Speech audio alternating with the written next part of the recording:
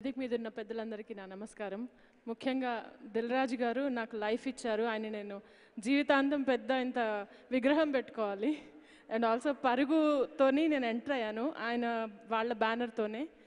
And ఈరోజు Shatamanam Bhavati and DJ 2 movies వల్ల నాకు అసలు వచ్చిన సంతృప్తి యాక్టర్గా నేను చెప్పలేను, మాటల్లో చెప్పలేను.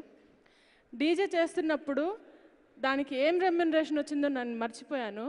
అల్లు అర్జున్ గారిని చూస్తే చాలు సెట్స్లో ఎంత సింపుల్గా, ఎంత సింప్లిసిటీ. అల్లు అర్జున్ గారే కాదు, హరీష్ శంకర్ గారు ఎంత పెద్దవాళ్ళు, ఎంత సింపుల్గా ఉంటారు. చాలా నేర్చుకున్నాను వాళ్ళందరి దగ్గర నుంచి.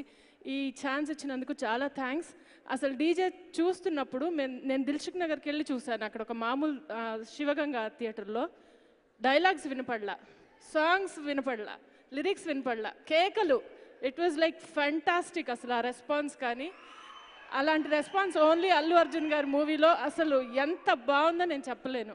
Wish you all the best and thank you so much each and everybody who made it possible. Thank you so much. Thank you అండి.